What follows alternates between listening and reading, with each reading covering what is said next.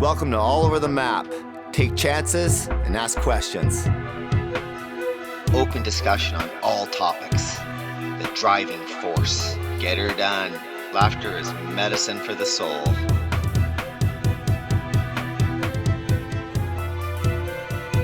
It's a small world after all. It's Ling again. It all started with a penalty being called, and then Wade kind of got into it with Jody Shelley. David Ling played a little bit with the Canadians. Unbelievably proud to have David Ling, good old Linger, on All Over the Map. David played for the Montreal Canadians, Columbus Blue Jackets, and then took his career overseas and played in the East Coast Hockey League as well. So, on today's episode, we get to hear all about Linger's story. Have fun, enjoy, keep those ears percolated. You're in for a good one. If you enjoyed the episode, it would be very nice if you could leave a review on Apple Podcasts. And you can also follow us on Spotify, YouTube, and all major podcast platforms. All right, we'd like to welcome David Linger, to All Over the Map. I really appreciate you coming on the show today, David. And, we'll get into some good stuff here. I know you got a wealth of stories in that melon of yours. So anyways, right off the bat, super serious question. I asked Robbie Shrimp this when I had him on the show. If you were to do anything other than playing hockey, if there would have been a plan B, what would it have been? If it wasn't hockey, what would it have been? Good question. I think you would have saw me on the TV, the U.S. election today. I would have ran president or something. No, I something to do. And my dad was a doctor and my mom was a nurse, so would have been something to do in the medical field or a policeman, as every child wants to be the police guy. Well, Rob Shrimp wanted to be a pig farmer. Yeah, I'm sure he did. I'll bust his balls about that later. Anyways, so as we talked about before in depth, it's all about the stories, and so many stories. So I'd like to hear a bunch of stories about some Linger and Dodie Wood stories, please. And hopefully Dodie won't get his panties in a knot. Dodie. I played in Kansas City for 2 years. Dodie was there coming off a NHL career. He was coming from San Jose and he got down into the minors, and we ended up playing on the same line together. And the 2 games into the year, he comes over and goes, you take I'll take all the big guys, you take the little guys. So the rule was, if any guy his height or shorter came to fight, I had to jump in and take over. But any big guys, he took them over.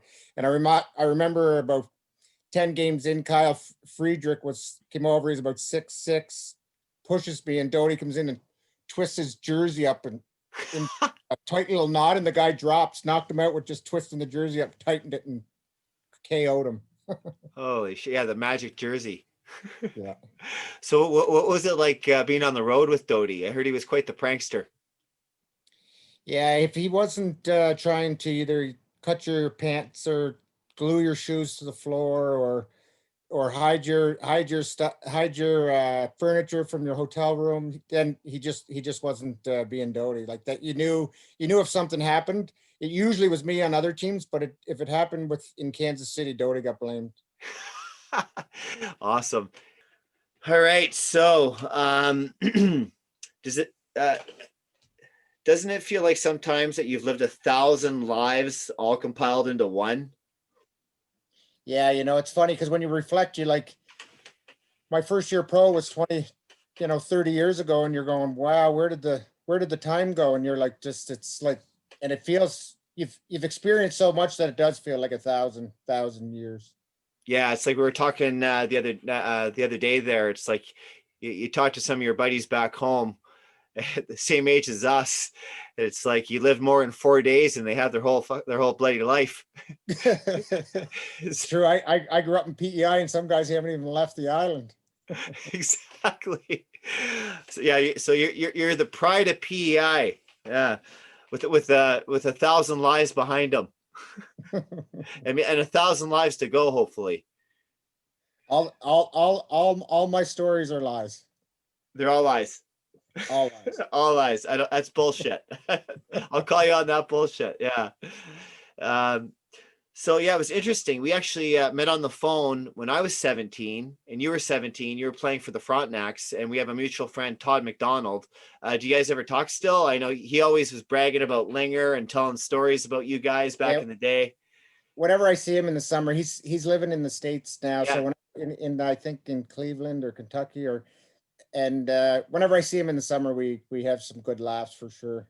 Yeah. Oh God, that guy used to make me laugh so hard just looking at him. We used to get in trouble just because we'd be laughing Have so you hard for no have reason. you ever met a normal goalie though? Never. No, Yeah. I don't think I've ever made a normal hockey player. You're talking to one now. Oh yeah, I forgot. I forgot. And you're a psychologist on the back end too, right? Yeah. Anyways, so road to the NHL. What was that like? You know, coming from PEI and then obviously realizing your dream. What was that like?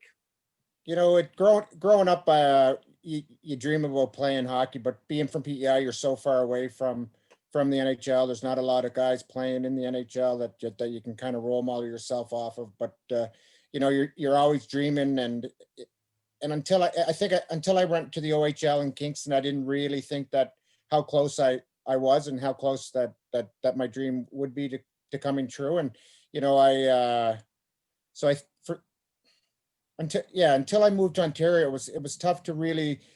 I thought that I wasn't good enough. I thought I was so far away from the NHL just because the competition in the East just wasn't the same. And then when I went to the OHL and realized, I can play with these guys, that my dream was a lot closer at 17, knowing that there was a chance.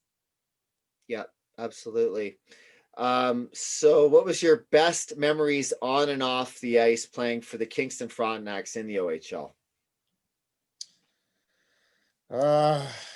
There's I don't, probably too many to name. Let's think about two if you can. off the ice, there wasn't too many bad stories off the ice. So I would have to say graduating from high school in Kingston.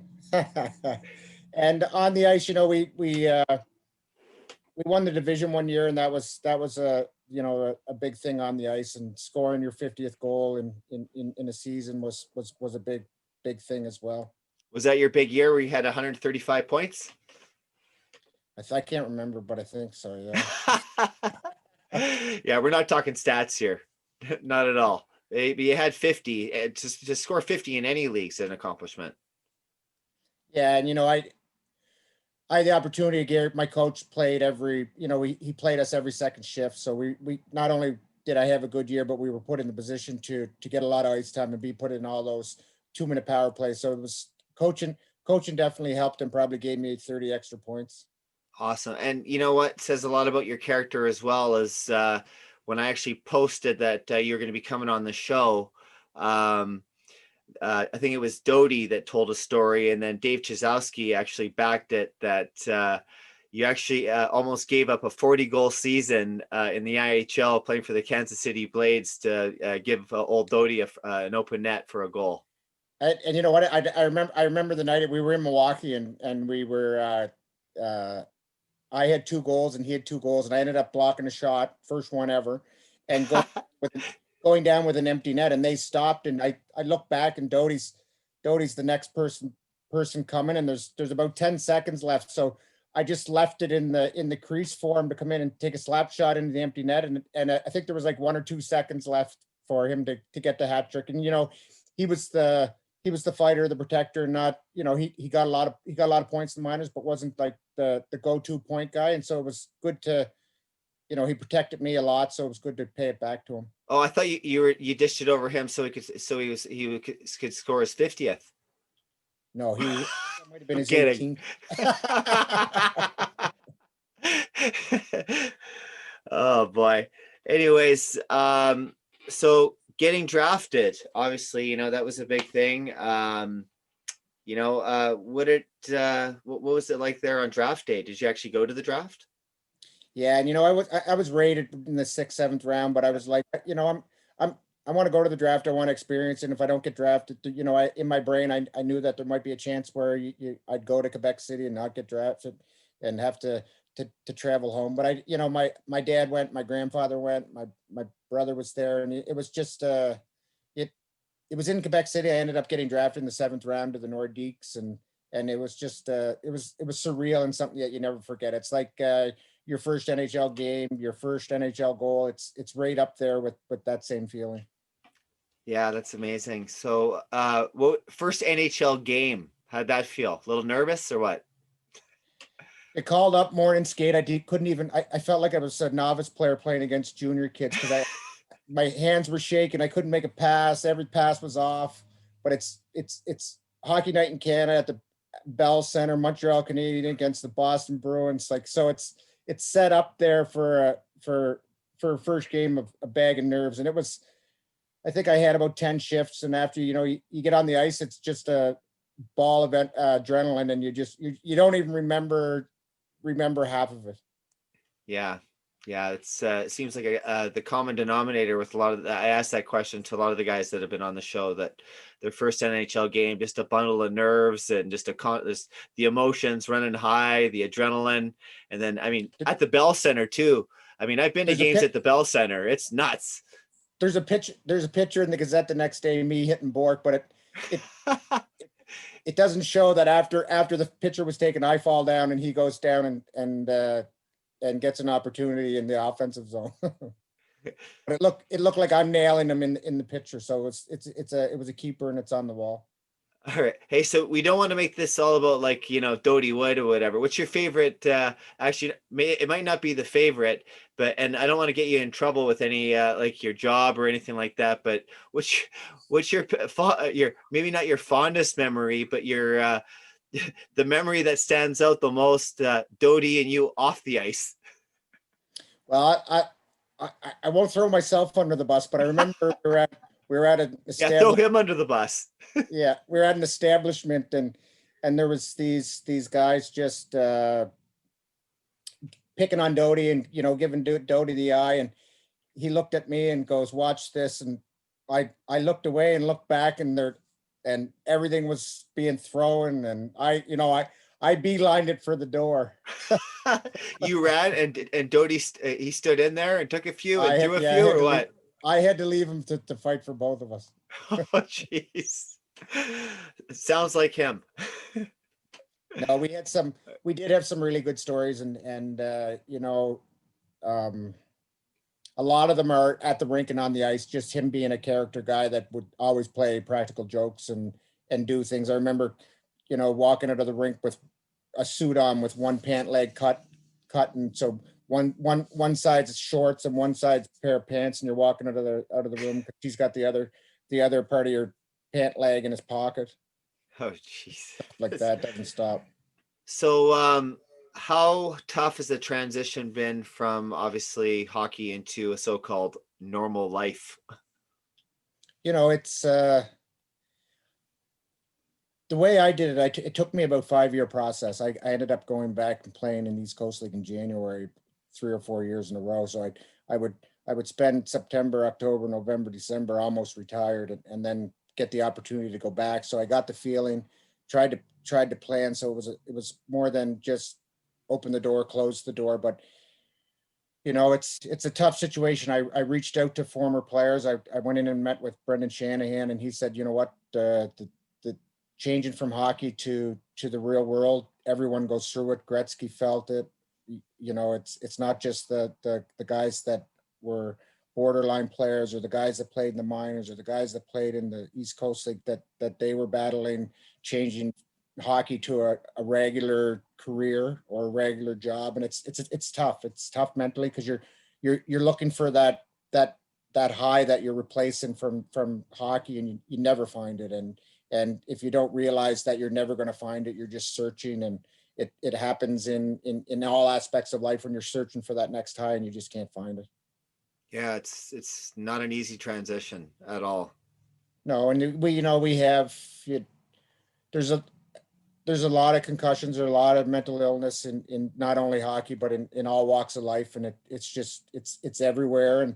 And to to not be able to get into a situation that you love or replace hockey and have to do something else. It's like taking a toy away from a kid and the kid crying. It's tough and it's hard, and I don't wish it on anyone. And I try to reach out to guys that are going through it. You see guys on Twitter and you see guys on Facebook, and I try to reach out to them and say, like, hey, it's normal. What you're going through is normal, and you're not an odd duck. That's a great analogy. Yeah, that right there, I think it helped a lot of people. If that message right there is very profound. Thank you. So what's the most sensible thing you've heard a person say? Most sensible. Yeah, the most sensible thing that a person's ever said to you. Live in the now. That's the present moment, the eternal now. That's all we got right now. Yeah. No, So, not the easiest thing to accept sometimes when you're going through a transition, eh? or any form of anxiety or nerves. It's hard to get into now. Sometimes. What's anxiety? What is even that? What does that feel like? What does depression feel like? What does post-concussion feel like? Holy Christ, if people look it up. I mean, there is a lot of people that know. I mean, I obviously I don't want to make this all about me, but by any means, but working in the mental health field, as far as being an advocate, it's one of those things that your book will be better than anyone's book, though. Oh Christ! I wrote one book already. I started writing book number 2, and I think I've hit a bit of a writing block. I don't know if I want to say half the things that are in my mind and my heart. Christ, I don't want to scare people. Anyways, but so what life lesson did you learn the hard way? The hard way. That's a tough one, because there's a lot of lessons you just learn from experience, and Yeah. there's things even in my hockey career that I learned the hard way. I might not have partied as much as a younger kid and took the game more serious, but then I reflect back and go, would I have been the same player because I didn't have that edge, or I didn't have that guilt of playing different ways. So in hockey, I think that would have been one of the life lessons that I learned that I probably should have, took the game more serious. Yeah, you and me both, but you made it. You got her done. So do you think crying is a sense of weakness or strength? I'm a crier. I have a crying gene I got from my mother, and anyone that knows me knows that I can cry at movies. I cry when the Stanley Cup's presented. I cry when a cute kid's on TV. So I have the crying gene. So it's definitely a strength, and I think that the whole man population should cry more. I think so too. It does release. You build things up in your head and you build things up in your body, and when you cry, it's almost like you release it and you get some relief. And I think that we were brought up to be tough and not to cry, and I think that that's the weakness is not allowing yourself to cry. Absolutely, I think that's absolutely bang on. Yeah, I'm a crier too. I just don't cry in front of people that often. It'll usually be on my own. The odd tear might shed here and there, but sometimes you got to release those emotions, and to have them bottled in is unhealthy. I think crying is a very healthy thing, and it makes you more of a man to actually cry. I mean, we're driven on the emotions anyways, and there's nothing wrong with being emotional, especially when you've played a game like hockey or any athletics or relationships or whatever. It's it's emotional, and I mean, if you don't feel emotions, it means you're not human. No, I agree, and I think growing up in the 80s and 90s, the male population was supposed to be tough. Absolutely. Yeah. So, what do you think the difference is between living and existing? I think it's existing. You wake up and you go to bed. I think living, you have a plan and a purpose, and you touch other people than just yourself. The purpose is to you have a family, you have a spouse, you have parents, and to reach them and make their days and their lives better. I think that's the difference between, living and just being present. Absolutely. Yeah. You never know who you're going to affect with just a smile or opening a door up for somebody. I always say, I just treat remember, I people remember, kind. I remember I think I was 13 and I played a terrible game in PEI, and a little kid asked me for my autograph, and I was in a bad mood, and I kind of brushed him off, and my dad grabbed me and gave me a lesson that I never forgot. He said, "You don't know what he's dealing with at home, and you just brushed him off. And if you would have gave him that thing, you could have gave him 5 minutes of happiness or excitement. You don't know where they're coming from, and don't ever overlook people when they're approaching you for different things." Yeah, absolutely. Yeah. Well, obviously you're probably one of his role models, but you're young, shit happens. You win some, you lose some. Hopefully at the Like end of the day, you like got a life lesson. a life lesson. Absolutely. Isn't that what this all is anyways? Is a bunch of lessons all connected? Christ. So, what gets you excited about life these days?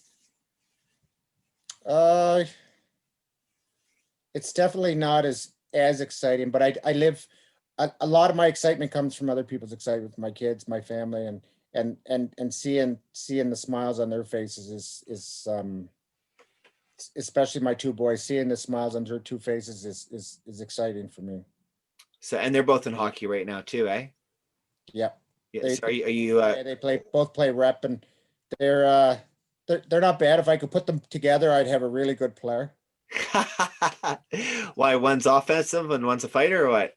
Well, one works harder and one's more offensive. So we put them together, and we might have a good one. Right on, right on. So what's your message to the next generations of kids growing up, beyond sports and athletics?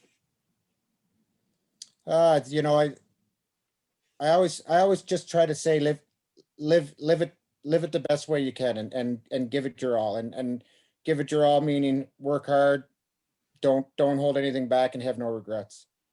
That's a great answer. Um, so any other stories you want to get into here before we kind of wrap up a little bit? Is there anything we want Stories to? on what I have to be somewhat careful. Well, you got to be very careful. You don't want to get fired from your job. Right. And you want to be able to share this as well, because there's a lot of good message that's come from this for sure. And Yeah, there is, and I like, there's a place for certain stories, and yeah, I love talking hockey, and I love talking my experience, because a lot of people don't get to experience one game in pro, let alone 20 years. So it's I like talking hockey, and I like giving my experiences. yeah, for sure. And we all know our era. The hockey culture is a lot different than it is nowadays. And actually, talking to Dave Chizowski a couple of days ago, he was the assistant coach last year for the Vancouver Giants in the Western League, and he was telling me it's completely changed. There's not all the rookie hazing and all the crap that we had to deal with back in the day. That's all changed. Obviously, still there's politics with the parents and whatnot, but that's all part of it's all Yeah, part of like when that I athletics in general. So and even recently played in East Coast League, you never see guys coming in with a alcohol hangover. They come in with a gaming hangover. It looks like they've been up all night playing video. So it definitely is. The beer's been exchanged for protein shakes, and it's for the better. I think that the new generation and I think that our culture drank more because we didn't know what anxiety was. The kids now know what anxiety is. They know how to deal with it. They have different avenues. We didn't know, and we didn't have any. No one talked about it. We didn't even know what it was. And then when you did get anxiety or nerves, you fueled it with the way, self-medicated with whatever made you feel good. And I think it was just normal. Like I didn't even know how to drink before I left home to play hockey. I had no clue. It was older guys that were pouring it down my throat half the time my first year, and then I just yeah, became. it's always someone else's fault. It's always somebody else's fault. I did nothing wrong. I absolutely did nothing wrong throughout all my whole life. Actually, I've been perfect. Even those 500 days I spent in prison, I was innocent. I did nothing wrong. It was an No one, imaginary line at the border with a few plants that went across. I did nothing wrong. I was completely innocent. I told and some everyone in there was not guilty as well. everybody in there was innocent. I told one of the border guards that I was actually having a picnic underneath the Space Needle with a nice girl that I just met, and four knapsacks came flying out of the sky with a parachute on it, landed right beside us during the picnic. Next thing I know, I got the feds surrounding me with guns drawn to my head. Now I'm here in jail. What the hell did I do? Not my fault. I was just trying to have a fun time underneath the Space Needle, for crying out loud, in Seattle. God. Then I got locked up. Anyways, Google that story. Google that story and you'll get the real story. Yeah, locked up abroad. That was 40 minutes of really good TV. So you saw it. I saw a little bit of it. I lived it, so I didn't really want to relive the whole. I didn't know the whole story, and I really enjoyed it. So people should watch it, because they actually did a pretty. It's well done. I heard the actor's a really good looking guy. He had blonde tips, and Yeah, they frosted his tips right out, eh? You know what the funny thing is about that story is that I thought it was a joke. I don't know if I told you this when we were shooting the shit on the phone the other night, but I just crossed Canada, and I mean, Christ, I'm usually about 200 pounds, 205, whatever. I fluctuate, whatever, weight is whatever it is, but I lost like 40 pounds going across Canada, and I'm in Toronto, and all of a sudden I get an email in my inbox, and it's National Geographic asking me if they could have my story.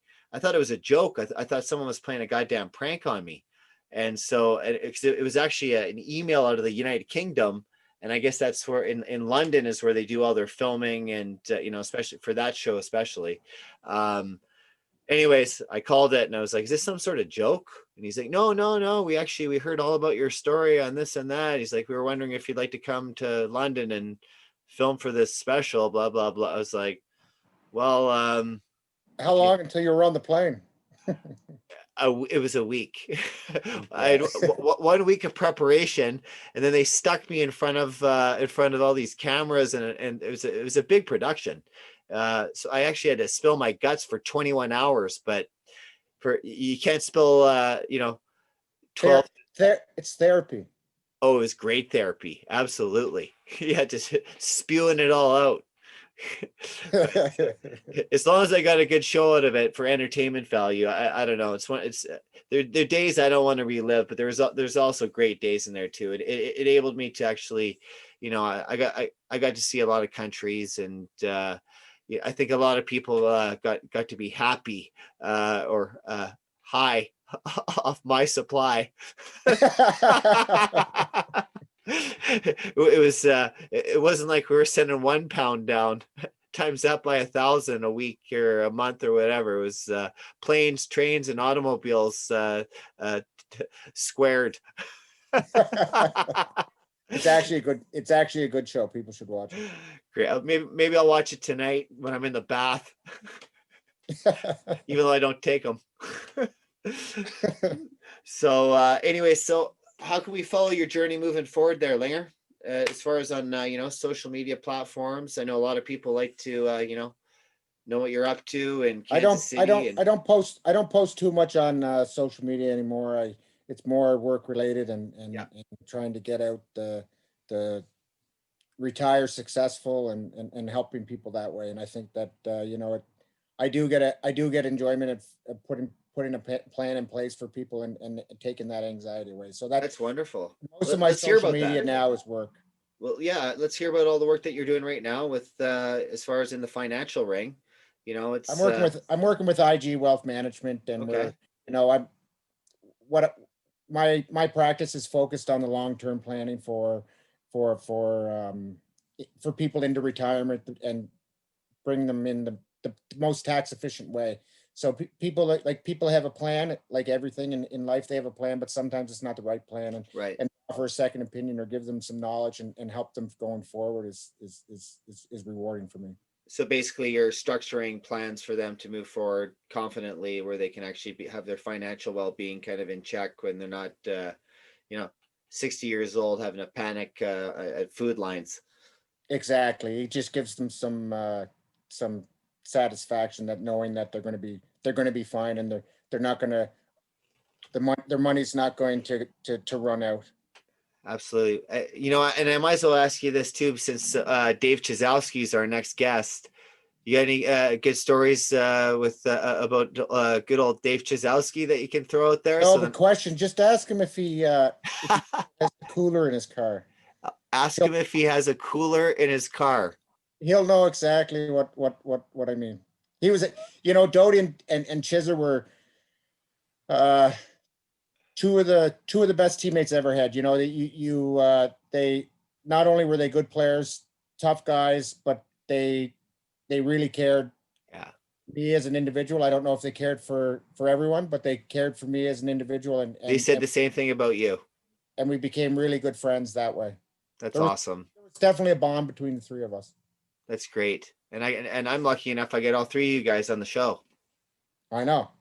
God, I hit the jackpot. We should be on we should be all on all together at the same time. We got to do that. It's the funny thing is after having Doty on that first show, I was like, I should almost have a separate segment called Doty Stories, because it seems like he has a lot of them.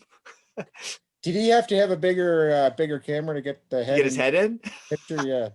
I don't know, but as soon as this thing's published in a few days, I'm sending this right to him. He's going to be the first one that sees it. I'll be getting an inbox message shortly. I'm assuming. 100%.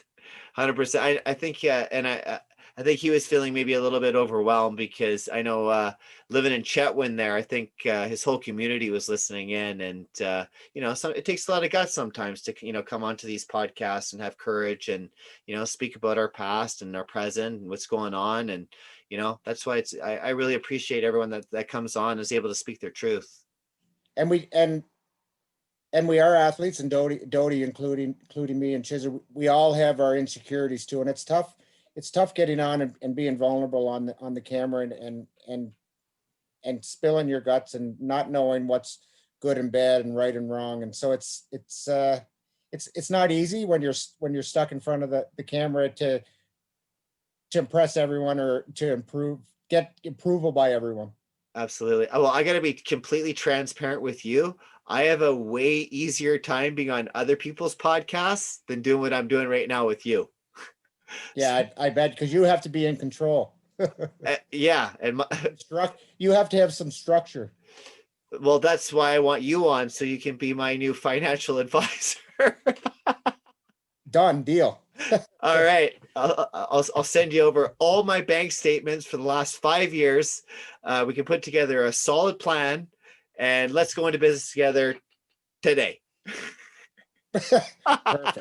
Perfect. Done. Is there any documents you want to send over? I got to sign, or I'll email them over to you after we're done. Okay, perfect. Done deal.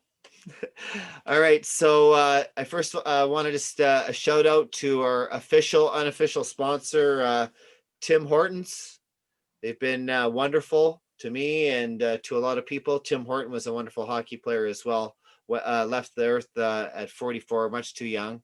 But extra large shot of espresso with milk. You too, eh? Yeah. That's what I got too. That's what I got going right now. Do you read my goddamn mind? That's my go-to. That's my go-to every morning. I could see it in the cup. You can see it in the cup, eh? Right on. Okay, so that's a wrap for All Over the Map. Linger, thank you so much. And please follow us on Apple Podcasts, Spotify, YouTube. And if you could be so kind to leave a review, it'd be much appreciated. Thanks, Ryan. Thanks, Linger.